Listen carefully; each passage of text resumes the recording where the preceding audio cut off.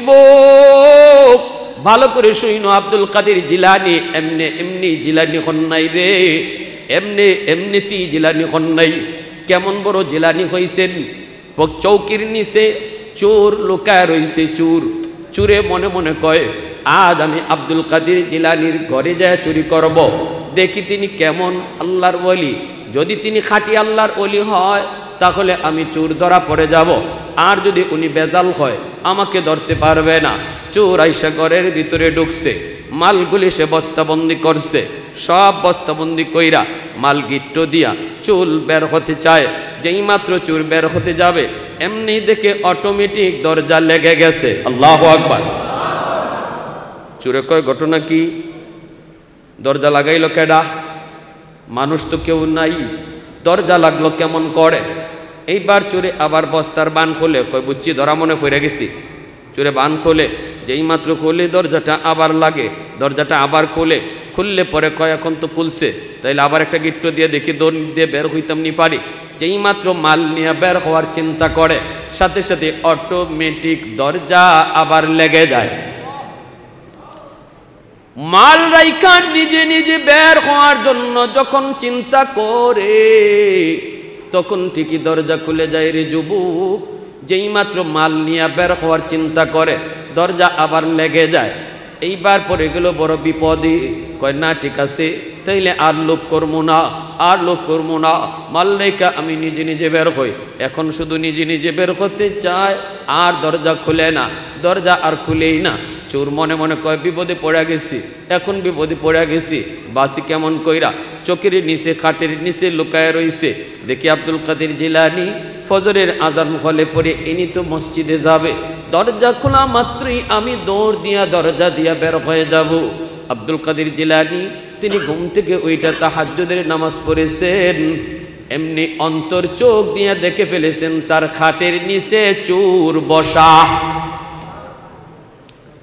অন্তর চক্ষু দিয়া দেখে ফেলেছেন খাটের নিচে চোর বসা। এইবার আব্দুল কাদের জিলানী মনে মনে ভাবেন, আমি যদি এখন মসজিদে নামাজে যাই তাহলে তো চোর বের হয়ে যাবে, অজু করতে যদি বের হই তবুও চোর বের হয়ে যাবে।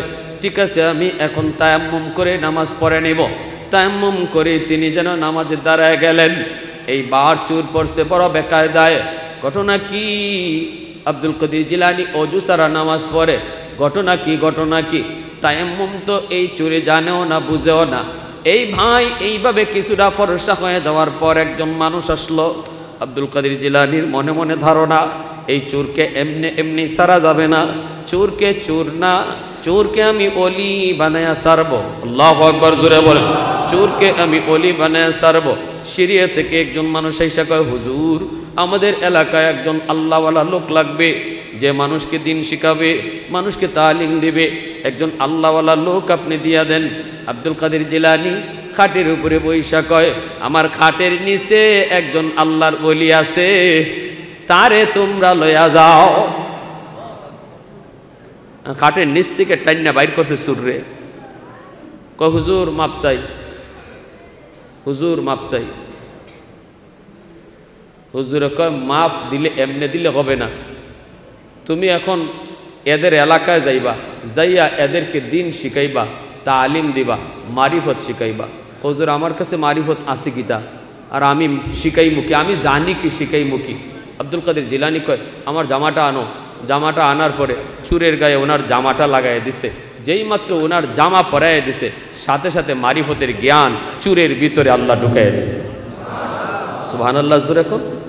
একজন আল্লাহর ওলিদের সহবতে গেলে পরে যে আল্লাহ একজন পাপিষ্ট লোককেও আল্লাহ নেককার বানায়া দেয়। হ্যাঁ, আল্লাহওয়ালাদের সহবত দিনে বহুত বড় একটা অংশ। এই চোর আল্লাহর ওলি হয়ে গেছে, ওই এলাকায় গেছে। এই আব্দুল কাদের জিলানী এমনি এমনি ওলি হন নাই। তার বাবা আবু মুসা তিনি একটা ফল খাইছিলেন, নদীর দিয়া ভাসতে ভাসতে একটা ফল আসছে, পেটের খুব ক্ষুধা।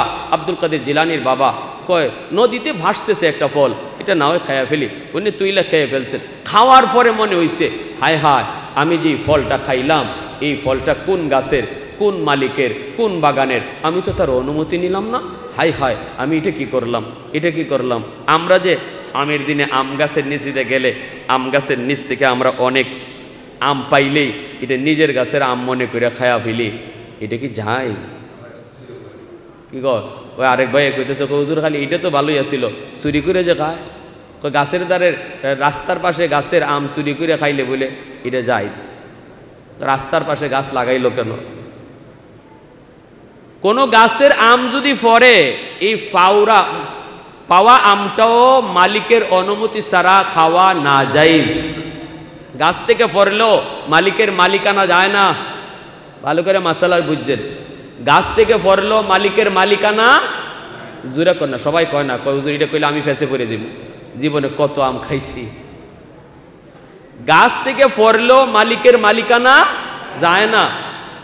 আপনি যদি 100 হালাল খানা খাইয়া চলতে চান, এই আমটা লইয়া মালিকের কাছে যান, যাই কইবেন ভাই আপনার গাছের একটা আম পড়ছে, ভাই আমটা একটু নেন।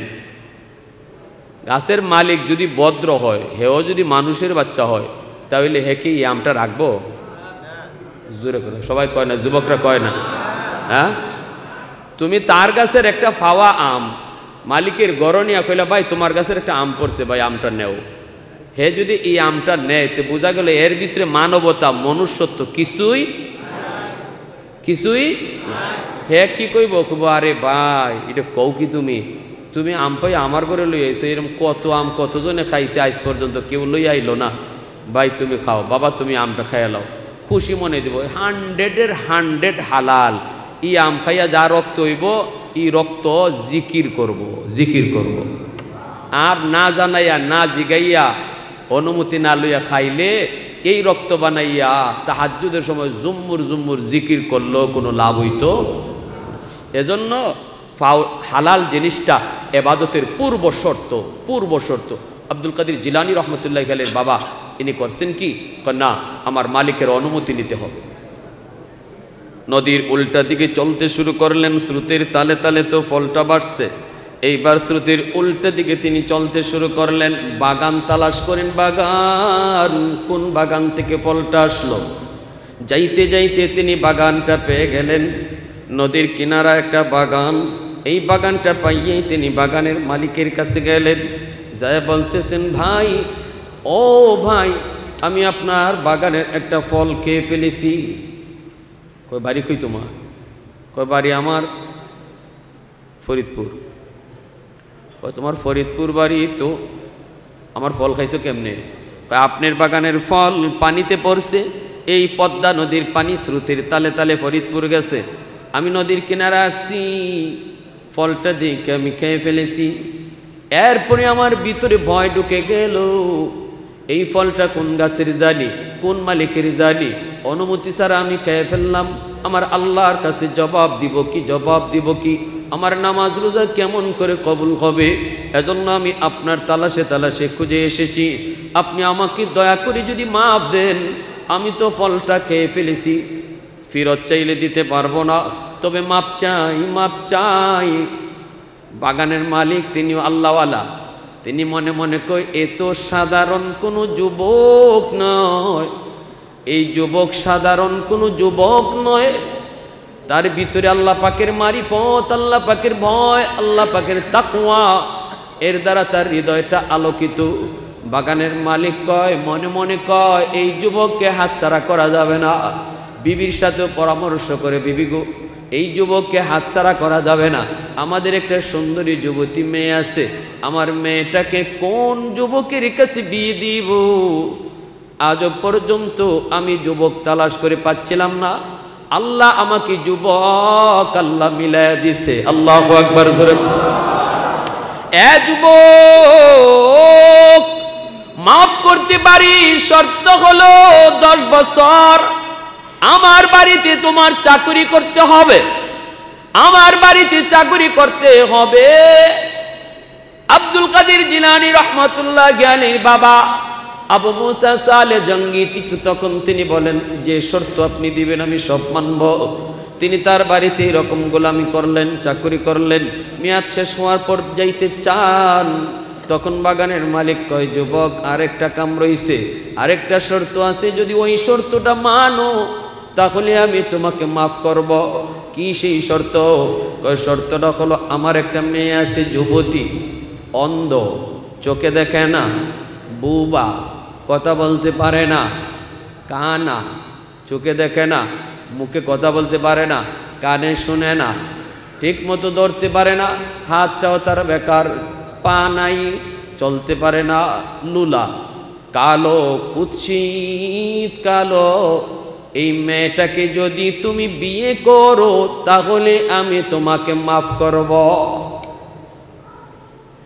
আসুনি মুন্সিগঞ্জের বিক্রমপুরে এমন কোন যুবক খারাই ভাই বিয়া করার লাগি?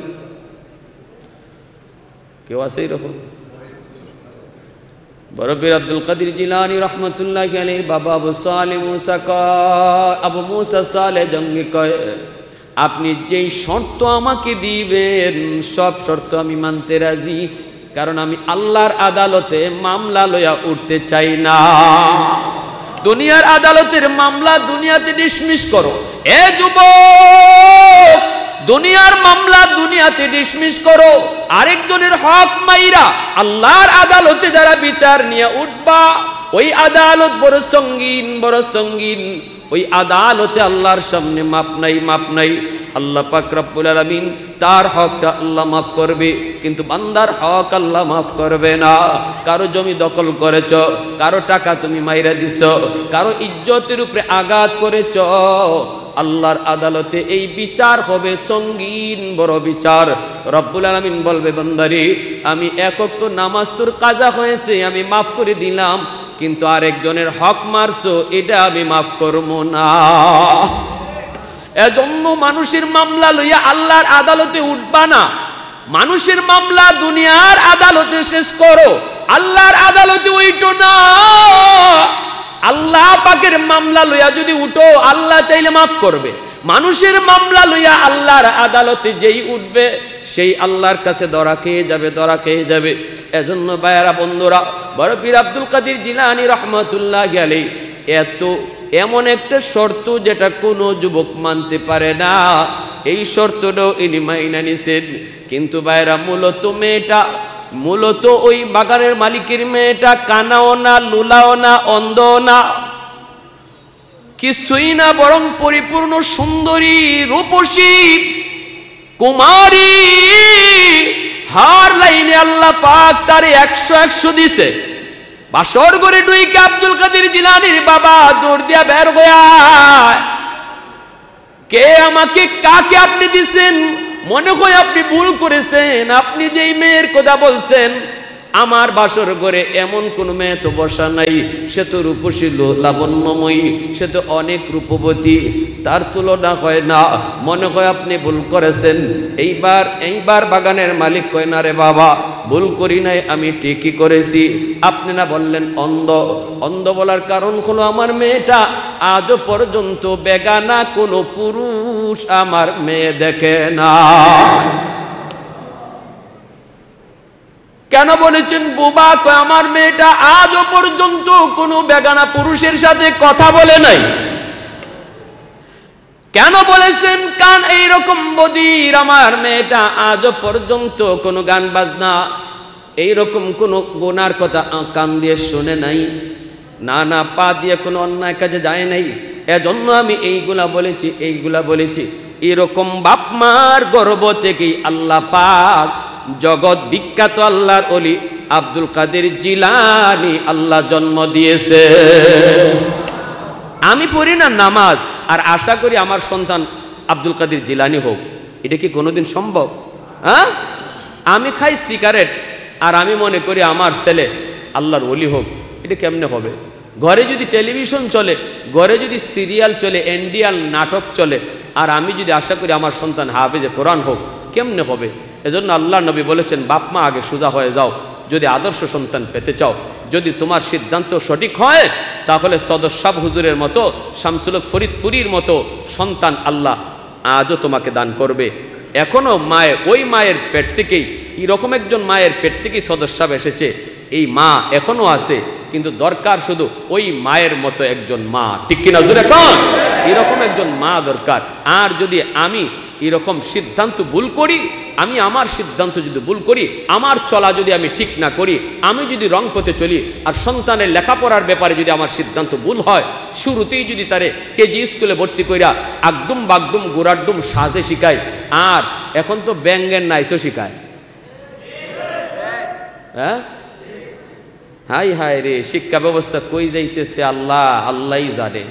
সাইকেল চালানি শিখায়, কি কুতু কুতু কুতু কুতু কুতু কুতু করে ব্যাঙ্গের নাচ শিখায়। ওই এই সমস্ত প্রতিষ্ঠানে যদি আমার সন্তান শিশুকালে গিয়ে এই নমুনা দেখে, তাহলে আমার সন্তান যে হয়তো আসিল সদস্যাব, যে হয়তো আসিল হাফিজি, যে হয়তো আসিল এরকমভাবে শামসুল হক ফরিদপুরি, এই সন্তান হবে কালা জাহাঙ্গীর, এই সন্তান হইব এরশাদ শিকদার, এ হইব বিকাশ, ঠিক কিনা জোরে কন? এই জন্য সিদ্ধান্ত বাপ মা এখনই নাও। সন্তানের শিশুকালটাই হলো গুরুত্বপূর্ণ বয়স, এই বয়সেই বাপ মার সিদ্ধান্ত সঠিক নিতে হবে। আমার শেষ কথা, আপনারা ডাক্তার বানান, ইঞ্জিনিয়ার বানান, আপত্তি নাই, আমরা কোনো আপত্তি করবও না, কিন্তু মনে করতে হবে আমার সন্তানের জীবনের লেখাপড়া শুরু হবে আল্লাহর কোরআন দিয়া, মুসলমানি শিক্ষা দিয়া। এজন্য 5 বৎসর নুরানি মাদ্রাসায় শিশুকালে পড়াবো, এই নিয়ত কার কার আছে একটু হাত উঠে আল্লাহকে দেখান। 5 বৎসর নুরানি মাদ্রাসায় অবশ্যই পড়াবো।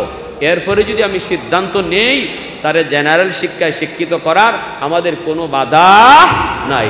আর যদি হাফেজ আলেম বানাইবার নিয়ত করেন, তাহলে নূরুন আলা নূর।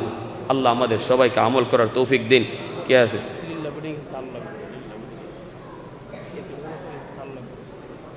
ভাই যাবেন না, মুনাজাত হয়ে যাবে। লিল্লাহ বোর্ডিং তো, হুজুর তো অনেক কালেকশন করছেন, কিন্তু আমি শুধু মুনাজাতের আগে আপনাদের কাছে একটু চাউল কালেকশন করব। একজন ভাই উঠবেন না, যিনি উঠবেন বোঝা যাবে মাদ্রাসার প্রতি দরদ নাই, আপনার আওলাদ থেকে আল্লাহ হাফেজ আলেম কবুল করে। এই নিয়তে 5 বস্তা চাউল অথবা 1 বস্তা চাউল, 2 বস্তা চাউল রমজান মাসে দিবেন, 1-70। আল্লাহ যেন রমজানে আপনার হায়াত বাড়ায়, রমজানের রোজাগুলি যেন